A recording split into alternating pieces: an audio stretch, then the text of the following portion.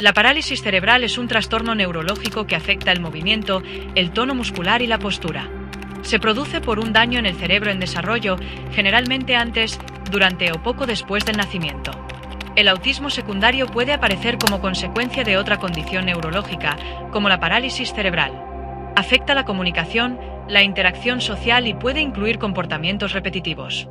La neuropatía auditiva es un trastorno del sistema auditivo en el que el oído capta el sonido, pero el cerebro no lo procesa correctamente. Esto dificulta la comprensión del habla, especialmente en entornos con ruido. Alicia, ¿cómo estás? Muy bien. Gonzalo, ¿cómo estás? Bien. Muy bien. ¿Cómo?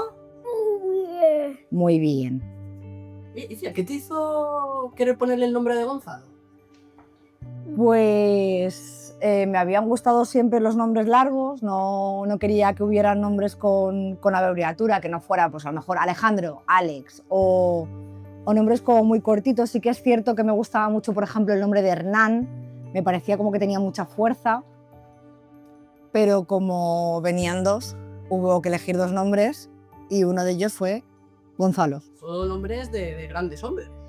Sí, sí, nombres fuertes. ¿Y qué es lo que sentiste la primera vez que escuchaste el nombre de Gonzalo?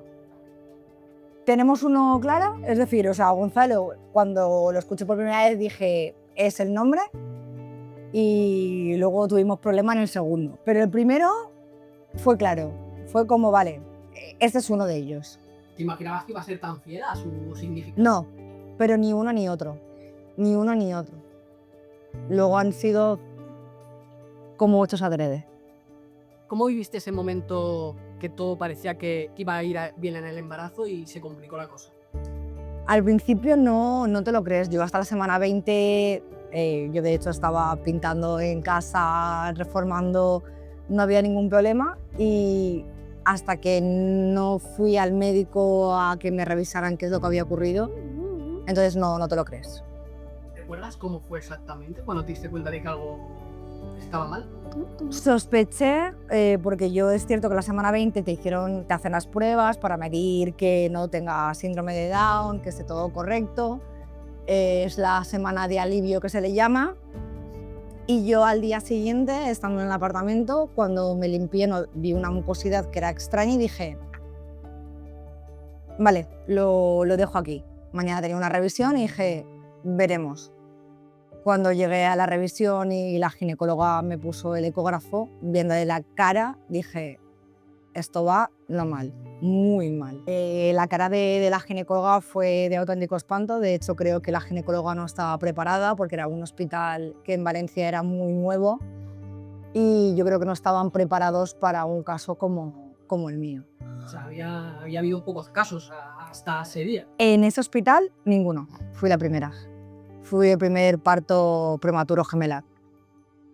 ¿Qué te pasó por tu mente cuando dijo Gonzalo, quiero salir yo? Al principio, justo además coincidió que había un personaje famoso y su mujer que también estaban pasando por unas circunstancias muy parecidas, y entonces la tele me retenía bastante.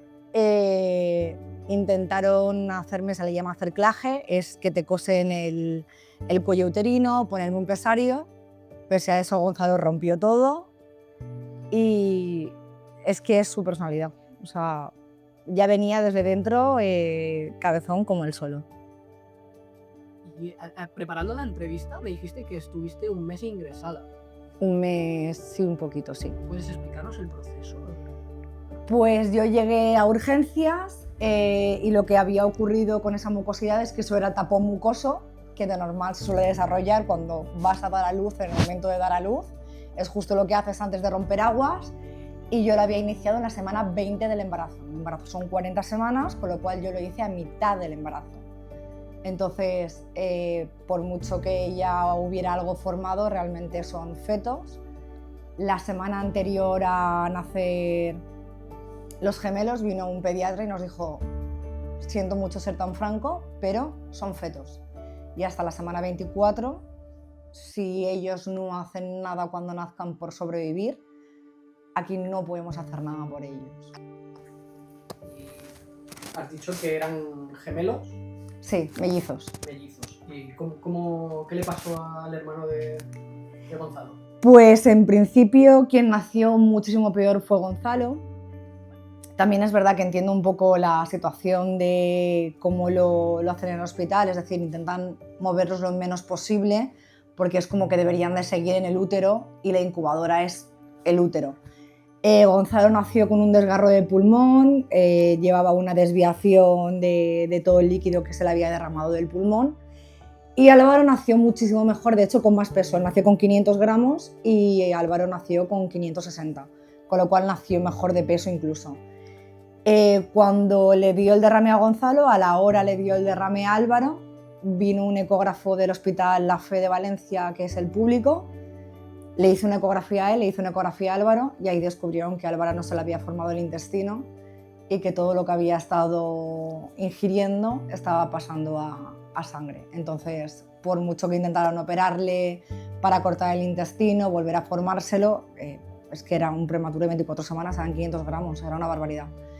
Al final tuvo un fallo multiorgánico y acabó faltando en septiembre. Nacieron los dos en julio y Álvaro faltó en septiembre, que no fue en el acto. ¿Cómo llevaste el duelo de Álvaro a la vez que tenías que pelear por Gonzalo? No existió un duelo real. O sea, el duelo lo vives de una forma completamente diferente. Sí que es cierto que estuve metida en grupos de apoyo, se llaman UBESMA y son unas mujeres que sobre todo hacen apoyo para pérdidas pregestacionales, o sea, gestacionales, es decir, abortos en la semana, porque tú realmente no es peor que se te muera un hijo con un mes que con 2 años que con 5, o sea, lo que se muere de tu hijo es tu hijo en sí, la proyección futura de toda la vida de tu hijo, con lo cual duele igual en un momento que en otro. Entonces, no hubo momento a duelo porque Gonzalo estuvo haciendo el método canguro, el método ropa, que era estar completamente en mi pecho metido todo el día y solo pude tomarme un día de no ir al hospital. ¿Y en el grupo ese de apoyo te ayudaron mucho, sí, tanto psicológicamente, anímicamente? Es un grupo que además hacen reuniones, pero más allá de dentro del grupo, es cierto que hubieron personas, una de ellas era la psicóloga de La Fe, que también estaba metida con ellas, que te hacen ver que es que hay que seguir, o sea, es que no hay otra opción, no cabía otra opción que no fuera seguir. ¿Sigues adelante o te hundes?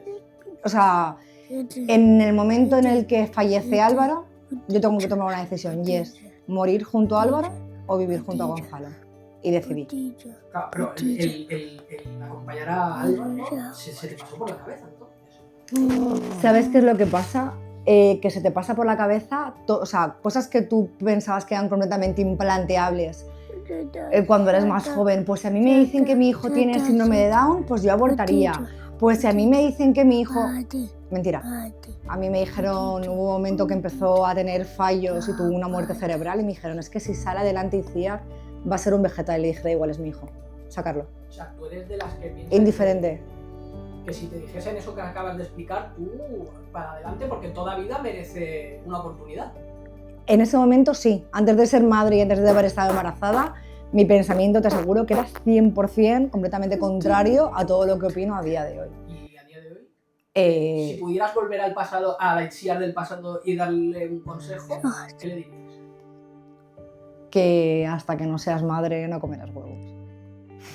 Volviendo atrás, el momento que estuviste ahí en el hospital, ¿recuerdas alguna frase o algún momento de los doctores, las enfermeras que te marcase? Que dijese?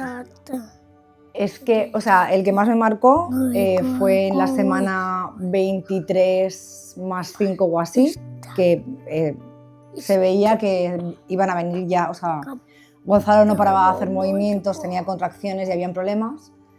Y subió el pediatra y con delicadeza cero fue cuando me dijo, para ti son Gonzalo y Álvaro, son tus hijos, para mí médicamente son fetos. Escuchar eso, claro. Duele. Y entonces Gonzalo también debió de escucharlo dentro de la tripa de mamá y dijo, pues me voy a esperar a la noche justo, a la madrugada que cumples 24 semanas, que es cuando van a hacer algo. Y ahí te salió Y dicho y hecho. A ver, en soledad nunca estuve porque tengo la grandísima suerte de que tengo una madre que es un sustento, sostén, vida, abrazo, o sea, mi madre es todo y no me dejó sola en ningún momento.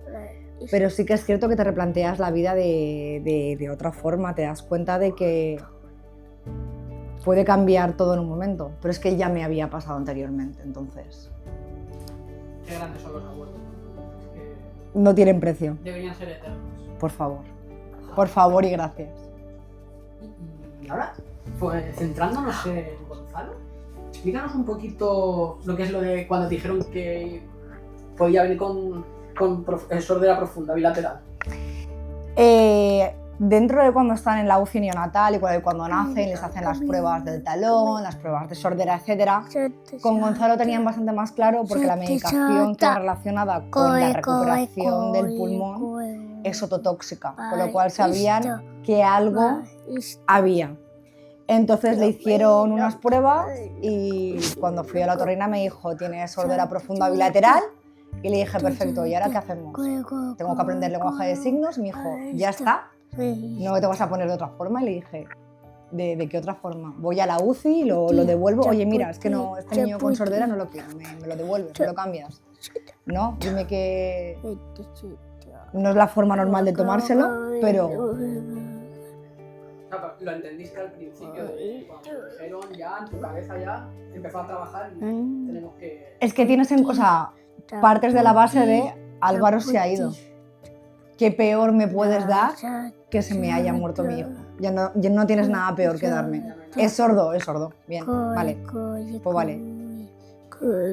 ¿Y cuándo empezaste a notar que había algo más aparte de la sordera? Porque explícanos el caso de Gonzalo, aparte de la sordera bilateral, que ahora ya escucha. ¿Cuándo notaste que había algo más?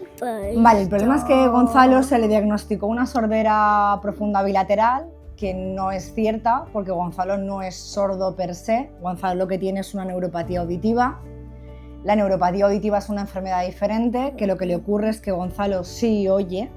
El problema es que el nervio auditivo está dañado y entonces la información no llega de forma correcta a lo que viene siendo el cerebro. Entonces, cuando son muy pequeños, oyen, de hecho a Gonzalo le dio en el alta, dijeron que el niño era normoyente porque si a lo mejor tú le ponías unas llaves se giraba, pero el problema lo tiene cuando tiene que empezar a hablar, cuando tiene que empezar a diferenciar fonemas, cuando tiene que empezar a comprender. Entonces te das cuenta de que no, de que hay cosas que no están bien. O sea, de hecho Gonzalo salió ya de la UCI con una plagiocefalia cerebral de haber estado en la misma postura.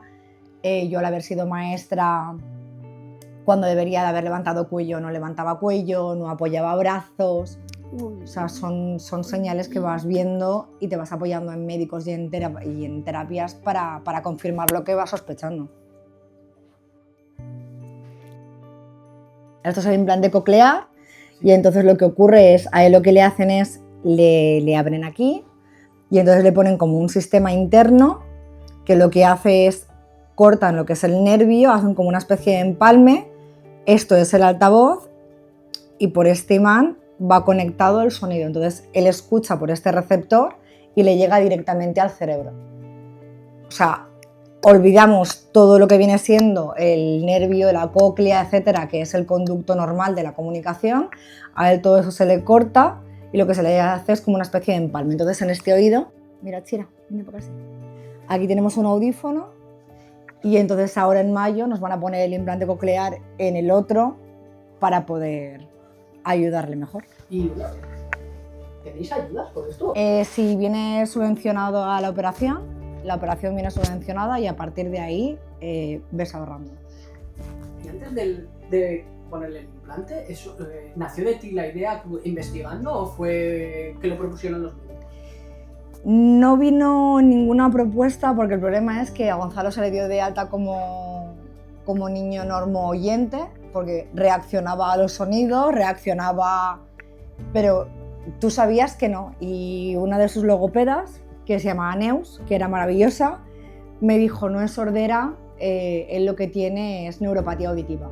me tocó irme a Madrid a pagar unos informes de forma privada para que me confirmaran que era una neuropatía auditiva. El problema es que con la neuropatía auditiva hay niños que el implante funciona y hay niños que el implante no funciona, con lo cual nos la jugamos en esta.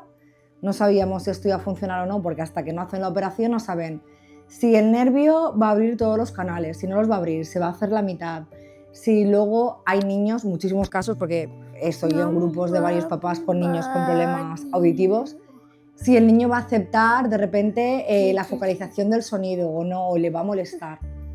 Es jugártela. Pero tanto en un lado como ya habiendo estado en un lado, no sé qué va a ocurrir cuando nos operemos. Nos operamos en mayo, entonces el problema que tenemos es que Gonzalo, como no es sordo, si yo ahora le quito el audífono, o sea, el implante, una vez que están implantados, como cortamos todo lo que es la comunicación perinervio, dejan de escuchar, es decir, dejan de tener restos auditivos.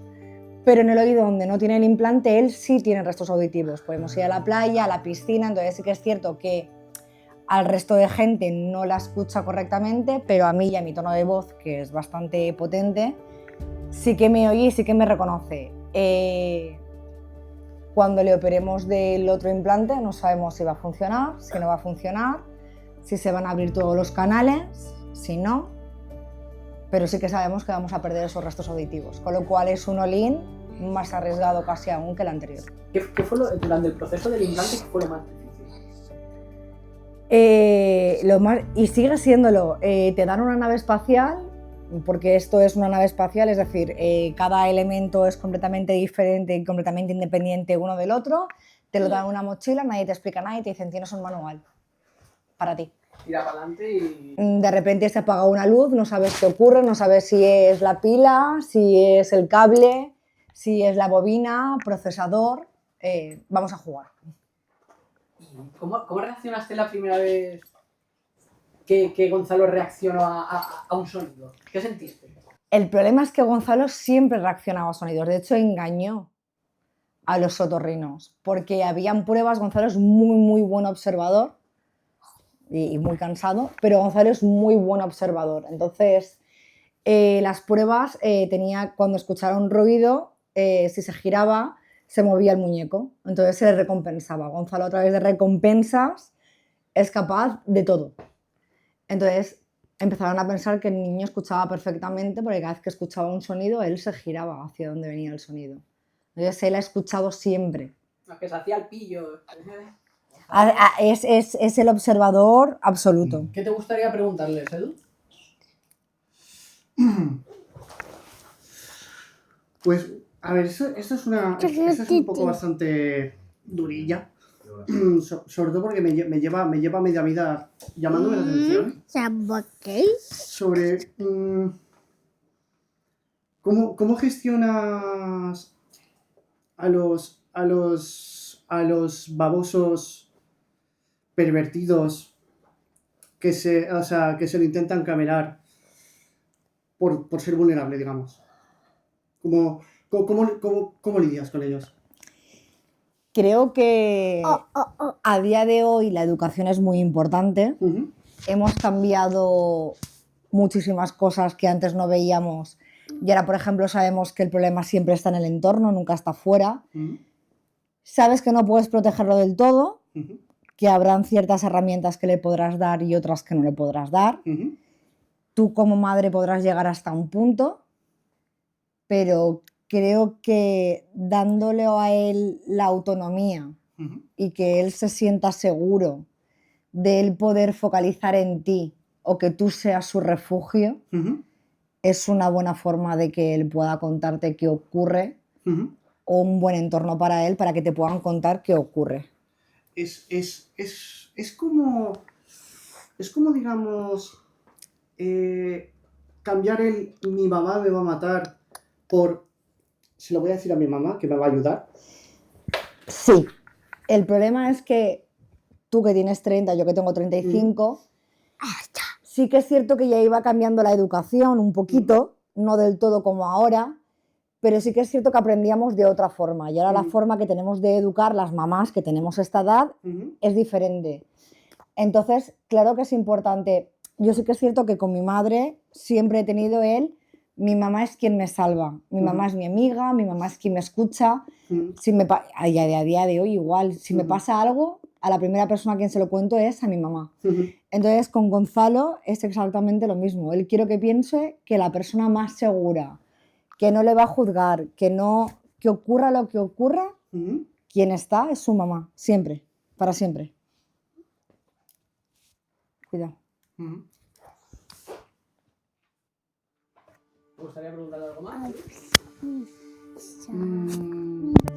Sí. Por ahora no me surge nada más. ¿Y cómo viviste todos esos diagnósticos que fueron llegando con el tiempo? El problema es que los diagnósticos antes de que llegaran por parte de los profesionales, y eso es un problema de banda ancha, es que uno, lo que opina la madre es secundario. Todos los diagnósticos de mi hijo los he dado yo antes que me los haya dado absolutamente nadie, ni privado ni público. De hecho, la médica pública nos dijo la parálisis cerebral cuando Gonzalo tenía 5 años. Si tengo un derrame en el cerebro de ambos hemisferios que me causa lesiones desde el nacimiento, ¿por qué me tengo que esperar hasta los 5 años para que tú ahí me des un dictamen que me puede facilitar en muchísimas ayudas, terapias ocupacionales, tener ese dictamen cuando tiene 5 años?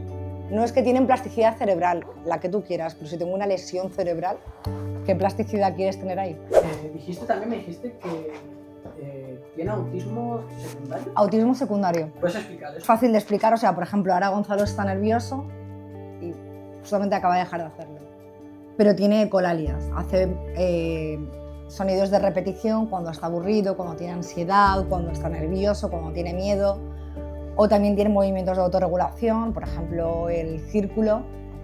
¿Qué ocurre? Que tú a un niño que es un autista de un grado mayor, tú intentas paralizarle cualquier tipo de autorregulación nerviosa o de aburrimiento o de estrés y entra en un bucle malo. El Gonzalo, si lo acabas de escuchar, ha hecho un... que yo le llamo el intermitente. Ese es el intermitente que Gonzalo tiene.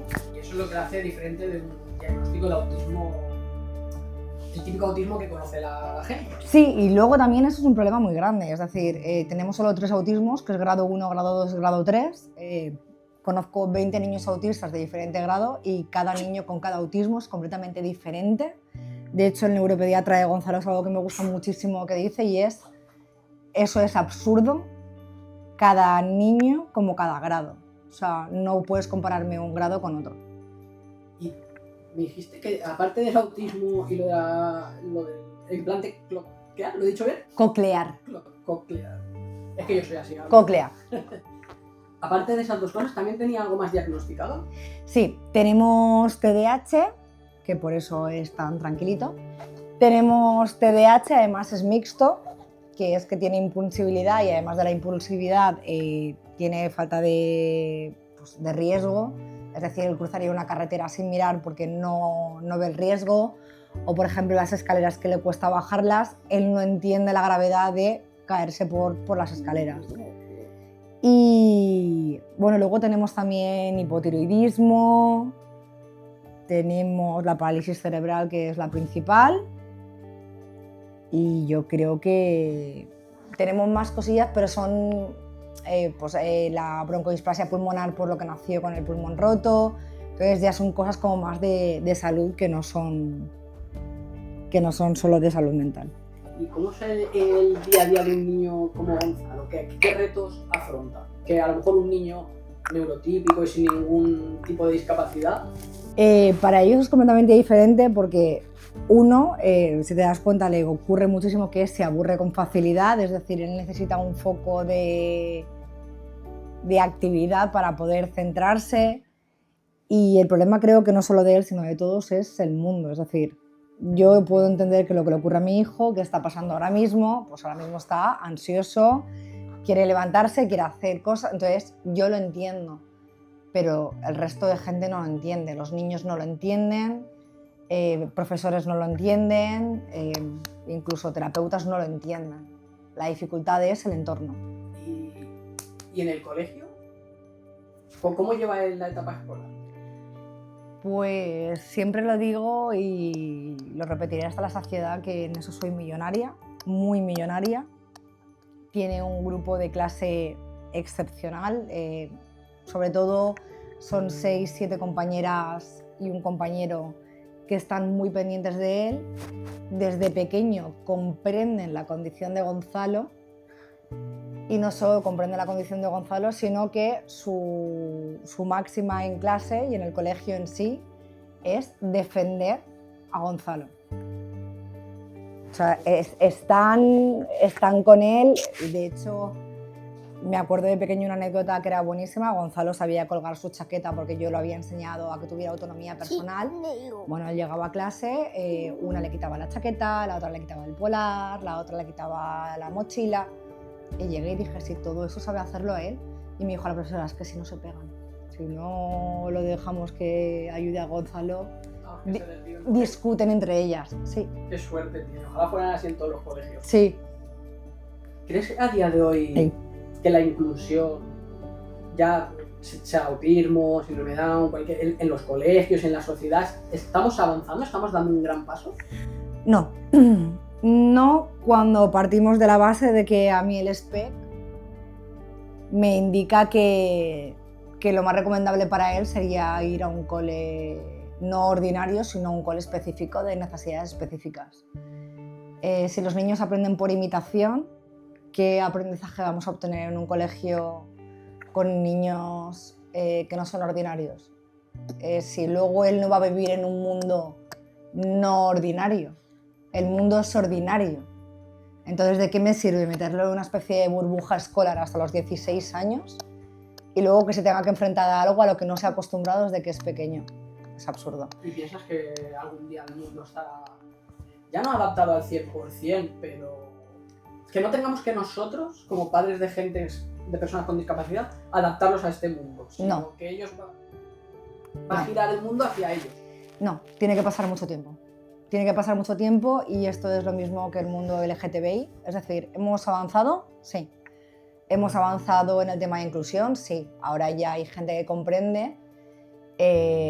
O es como los tatuajes. Yo puedo ser muy buen profesional y en cuanto me veo un tatuaje, ni soy peor contable por tener un tatuaje, ni sé menos inglés por llevar 2 tatuajes.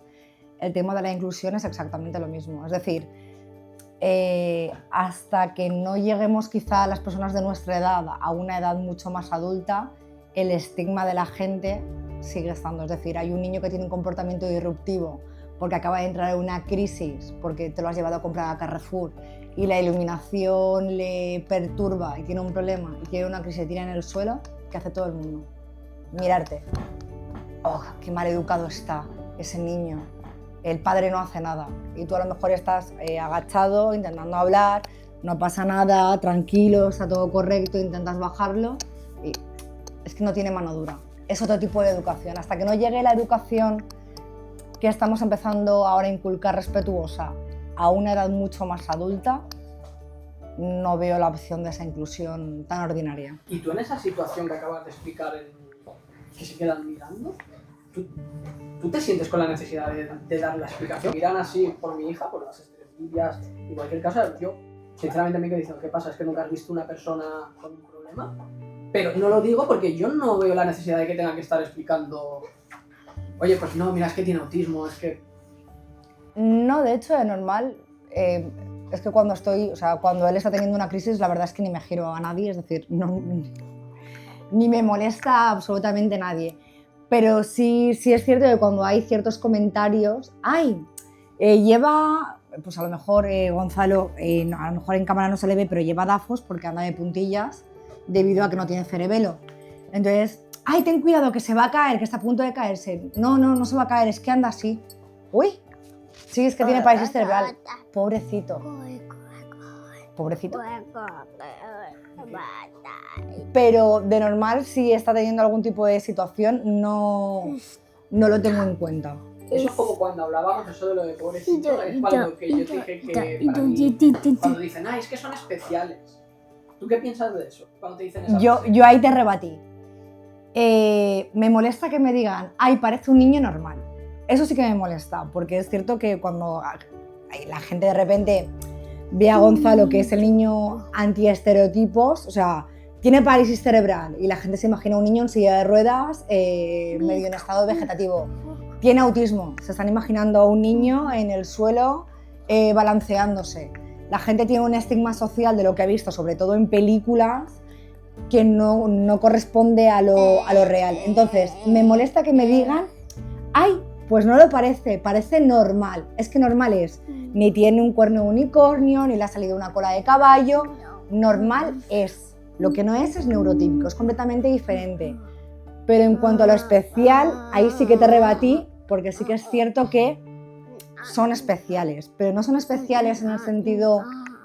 Son especiales porque no tienen esa maldad, no tienen esa rebordura que tiene a lo mejor un niño neurotípico. No tienen... Es como que esa maldad ha sido extirpada de ellos. Por eso son más especiales. Son sinceros 100%. Es lo que... Pero son, yo lo llamo instinto de perro. Como yo le digo a las personas cuando te dan un abrazo o te dan un beso, útalo porque es sincero. Para que te hagas una idea, una de las terapias que teníamos era con un psicólogo en la fe para que comprobaran si tenía autismo o no. El médico era un médico maravilloso y extraordinario, de verdad que era muy buen hombre, pero mi hijo no lo soportaba. Por mucho que intentara con juguetes, intentando ganarse, nunca lo soportó y tuvimos que dejar de ir. Si alguien se quiere ganar la amistad y el cariño de Gonzalo, ¿qué es lo que tiene que hacer? Yo creo que tener sobre todo mucha paciencia, entender que todo comportamiento tiene un motivo y yo creo que con Hot Wheels, ¿a ti te gustan los Hot Wheels? ¿Te gustan los coches? Sí. ¿Y los animales? Sí. Y ahí estoy yo. Y con eso ya lo has ganado. Ahí estoy yo. ¿Y qué es lo que más te sorprende de Gonzalo en su día a día? La espontaneidad que tiene, porque tiene salidas que son buenísimas. Y luego ya te digo, es esa falta de... Es que es puro, es que es todo cierto, es que no hay un backup detrás de absolutamente nada. Si se aburre, le da completamente igual estar delante de alguien, de no alguien. Es excepcional, o sea, es que no hay otra palabra. ¿Cómo es el vínculo entre tú y Gonzalo? ¿Te ha enseñado algo especial que solo vosotros entendéis? Que no hace falta hablar para comprenderse. Es algo que mucha gente me preguntaba y me decía, ¿cómo lo entiendes? No me hace falta que me hable para entenderlo, o sea, se hace entender, pero ya no por mí. La gente que tiene interés genuino en saber qué quiere, qué necesita, lo entiende exactamente igual que yo. ¿Y qué es lo que te ha enseñado, lo más bonito que te ha enseñado Gonzalo sin siquiera haber dicho una palabra? A querer de la forma que nos queremos. Soy una persona que me cuesta mucho ser cariñosa o me cuesta mucho... También es verdad que desde muy jovencita me ha tocado ser como la muy fuerte de la familia, desde muy jovencita, y con él no. Ni lo necesito, ni me hace falta, ni... No tengo que fingir. Eres tú 100%. Sí, con la única persona. Con la única persona. Las cosas más pequeñas que a lo mejor lo que tú dices no valoran, por ejemplo, el coger el tenedor, la cuchara y llevarse a la boca la sopa. Eso para ti, para mí ha sido algo que... Pero brutal, y de repente yo estar callada y poner una canción y escuchar cómo Gonzalo está cantando la canción y la está repitiendo y me pongo a llorar, o sea, es que no puedo evitarlo. O sea, entonces es muy duro porque tienes que luchar mucho contra médicos, contra terapias, contra burocracias, papeleos 20.000, pero lo vale. Es que lo vale mucho.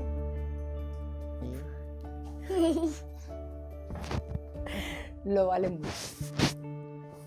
Quiero que ahora le mandes un mensaje a Gonzalo del futuro. ¿Qué te gustaría del futuro? Que siga siendo como es, que no cambie en nada. que siga siendo igual de maravilloso, igual de espontánea. ¿Qué? Igual de espontáneo, igual de cariñoso. ¿Cómo te imaginas al Gonzalo del futuro, de aquí a 20 años? ¿Qué expectativas tienes para él? Es algo que me quité hace muchos años.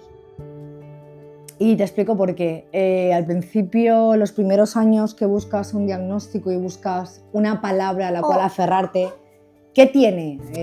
¿Es autismo? ¿Es parálisis cerebral? Dame una palabra, dame algo para cogerme. Y nunca llegaba.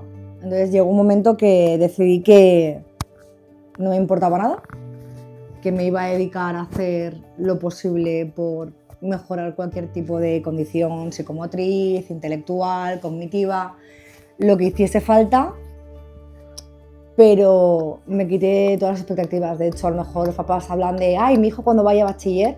¡Ay, Ciar! Gonzalo me di cuenta hace muchos años que es feliz y es lo único que espero en esta vida, que siga siendo igual de feliz que es ahora. ¿Qué te gustaría decirle a la gente que nos está viendo y que no? ¿Qué mensaje te gustaría dejar al mundo? Sería repetirme un poco, pero lo mismo, que aunque crean que no, o sea, que abran un poco las miras, que no juzguen, que no miren con este niño es un maleducado o es un niño que no, a lo mejor es un niño que no está comprendiendo el mundo exactamente como lo comprendes tú y él no va a poder cambiar eso. O sea, es algo que él no puede cambiar. Yo puedo trabajar con él la coordinación, puedo trabajar con él la lectoescritura, puedo trabajar muchas cosas, pero su forma de comprender el mundo no voy a poder cambiarla. Si la gente no hace un esfuerzo en abrir las miras y empezar a dejar de juzgar, no solo a niños, niños, padres, adultos, madres, mujeres, hombres, no vamos a ir a ningún sitio. De hecho, yo no sé si te habrá pasado a ti, pero con tanto diagnóstico de Gonzalo, tanto introspección, yo me doy cuenta de muchas cosas que yo no estoy diagnosticada, obviamente, pero sí que es cierto que yo, por ejemplo, podría ser perfectamente que tuviera TDAH. No me la han diagnosticado, es decir, de pequeña es cierta que tenía ciertos comportamientos que no eran los habituales o que Iciar es un poco rara o Iciar es un... Y ahora siendo adulta y sabiendo todo lo que sé por mi hijo, digo, yo por ejemplo llevo durmiéndome con la misma película desde que tengo 6 años de edad. Entonces hay gente que me dice, no te aburras, me cuesta mucho ver por ejemplo una película nueva, una serie nueva. Me cuesta mucho ir a sitios diferentes, proponer yo planes o ser yo quien tenga una iniciativa. Y son cosas que a día de hoy lo pienso y digo, podría ser. Antiguamente es que es diferente, es que es raro y no había más. Y ahora todo el mundo tiene autismo, todo el mundo tiene hiperactividad, todo el mundo. Te iba a preguntar que no piensas, bueno, que a lo mejor todo el mundo puede que tengamos, si nos hiciésemos un test o nos analizasen, ¿no crees que seguramente nos sacasen algo? Todo el mundo, o sea, todo el mundo tiene una tecla, todo el mundo tiene, no te diría una filia en sí, pero todo el mundo tiene algo, o sea, por ejemplo, a mi madre le encanta hablar por teléfono y es algo que hace constantemente, mi padre es una persona muy resolutiva, que le encanta siempre estar haciendo algo si no se siente productivo. Yo, por ejemplo, no puedo evitar, o sea, yo no paro de hablar. De hecho, en mi casa es una broma de que soy el burro de Shrek desde pequeña, de lo intensa que soy. Entonces, todo el mundo tenemos algo. Hay gente que es más visible y gente menos visible. Y hay gente que hemos aprendido a adaptarnos al medio. Pero no siempre es así y no debería de ser así.